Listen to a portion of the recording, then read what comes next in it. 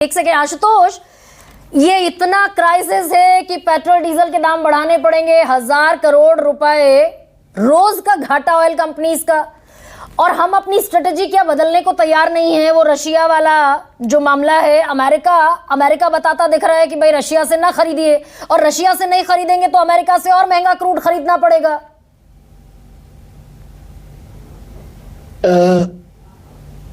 देखिए गरिमा जी, महत्वपूर्ण सवाल क्या है? सवाल यह है कि जब 2014 में मोदी जी की सरकार आई थी, उस वक्त हम कितना ऑयल इंपोर्ट कर रहे थे? तकरीबन 78-79% के आसपास। वो इंपोर्ट बढ़ के हो गया 88, लगभग 90%। क्यों बढ़ा? इसका जवाब सरकार नहीं देती।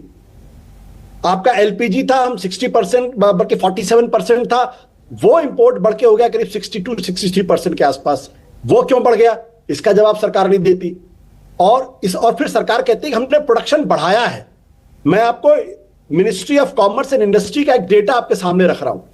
ये बहुत हॉरिफाइंग डेटा है, ये फरवरी का डेटा है, ये ईरान वार से इससे कोई लेना देना नहीं है। क्रूड ऑयल का प्रोडक्शन लगातार छठे महीने श्रिंक किया है। क्रूड ऑयल का प्रोडक्शन लगातार छठे महीने श्रिंक किया है। फरवरी में 5.2% था। नेचुरल गैस का प्रोडक्शन लगातार 20 महीने श्रिंक किया है। फरवरी के महीने में 5% था।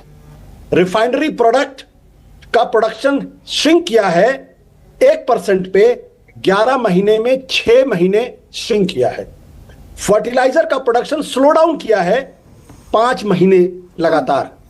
अब ये जो सरकार आत्मनिर्भरता की बात करती है, वो सरकार ये दावा करती है कि हमने प्रोडक्शन बढ़ा दिया। सरकार के अपने आंकड़े कह रहे हैं कि आपका जो क्रूड ऑयल का प्रोडक्शन है वो श्रिंक कर रहा है। तो आपकी तैयारी क्या है? आपकी कोई तैयारी नहीं है। और तैयारी नहीं इसलिए आपको लगातार बढ़ा। अच्छा, दूसरी बात, जब अमेरिका ने रशिया के ऊपर से सैंक्शन हटा लिया, तो जो ऑयल हमको मार्केट रेट से कम पे मिल रहा था, $60-62 पर बैरल के हिसाब से, उसने कहा कि अब हम आपको प्रीमियम लेंगे और एक्स्ट्रा पैसे लेंगे। उसकी वजह से आप मार्केट से उठा रहे थे करीब $130 के आसपास, जो रफली मैं काउंट कर सकता हूं। तो आपकी गलत फॉरेन पॉलिसी थी। आपने अगर इक्वी डिस्टेंस मेंटेन किया होता, चाइना की तरीके से अगर आपने ईरान से ऑयल लेना बंद नहीं किया होता, रशिया से ऑयल लेना बंद नहीं किया, भाई चाइना ने तो रशिया से भी ऑयल लेना बंद नहीं किया और ईरान से भी लेना बंद नहीं किया। हमने क्यों बंद कर दिया? हम किसके दबाव में काम कर रहे थे? तो जाहिर सी बात है आज की तारीख में आपको दिक्कत पैदा करनी पड़ेगी। चाइना के प्रेसिडेंट शी जिनपिंग तो हिले तक नहीं, अपनी जगह से स्टैटिक खड़े रहे और डोनाल्ड ट्रंप को आगे आकर हैंडशेक करना पड़ा। This is what China wants to say, we are equally strong to America. आती हूं सुप्रिया जी, मान सकते। सवाल इक्वली स्ट्रांग का नहीं है, सवाल खड़े रहने का है। हाँ। मैं बार बार कहता हूं ना, जब 1970 वाले बांग्लादेश की बात, इंदिरा गांधी खड़ी रही ना निक्सन के सामने, किसिंजर के सामने, और उनको ये बात पसंद नहीं आई, उन्होंने 5वां बेड़ा छोड़ दिया, फिर भी हम खड़े रहे। मैं एक बात और आपसे कहना चाहता हूं, इकोनॉमी में एक सवाल का जवाब दीजिए, बस एक सवाल का जवाब दीजिए। अगर ऑयल कंपनीज का घाटा वजह है कि आज अपसर्ज हुआ पेट्रोल डीजल का प्राइस 3-3 रुपए, 3.5-3 रुपए, तो पेट्रोल और डीजल का प्राइस तो और 20 रुपए भी बढ़ाना पड़ेगा। अगर ऑयल कंपनीज के घाटे को ब्रेक इवन पर लेकर आना चाहती है सरकार और नो प्रॉफिट नो लॉस पर ले जाना चाहती है, तो फिर तो 20 रुपए और बढ़ेंगे। मैं एक चीज जफर भाई से जानना चाहता हूं, क्योंकि मैं थोड़ा सा अनभिज्ञ हूं इन बात से। क्या पेट्रोल डीजल के दाम सरकार बढ़ाती है या मार्केट बढ़ाता है? घटता बढ़ता जो है मार्केट उसको डिफाइन करता है या सरकार करती है? वो तो मार्केट डिफाइन करती है ना। बट सरकार का कंट्रोल इतना ज्यादा ऑयल कंपनीज के ऊपर से हो गया कि मार्केट को डिफाइन ही नहीं करने देती। अन्यथा जब अंतरराष्ट्रीय मार्केट में जब $30 हुआ था, $30 पर हुआ था, तब मार्केट डिफाइन करके पेट्रोल डीजल के दाम जो है हमको ₹60 या ₹50 में मिलने चाहिए।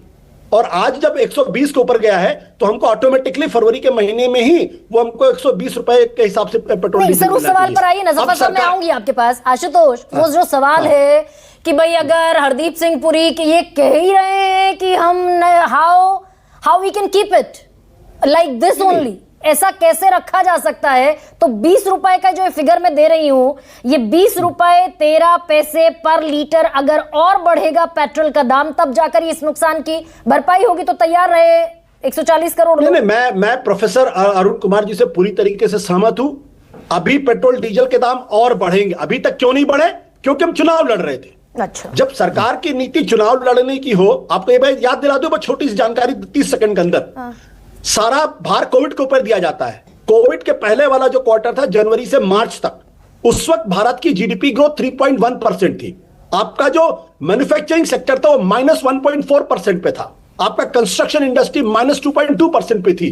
और उस वक्त आपने लॉकडाउन तब किया जब मध्य प्रदेश के अंदर कांग्रेस की सरकार गिरा दी गई, उसका बीजेपी की सरकार बनी। उस दौरान, कोविड के दौरान, आपको सरकार बनाना ज्यादा जरूरी था, न कि नेशनल इंटरेस्ट में कोविड से निपटने के लिए कुछ कार्यक्रम करने ज्यादा जरूरी थे। नहीं भाई, इसलिए मैं कहता हूं दो तीन तर्क आशुतोष सरकार भी देती है, और सरकार ये भी कहती है कि भाई हम तो चौथी तक पहुंच ही चुके थे ना, जो सवाल मैं अभी सुप्रिया से भी पूछ रही थी।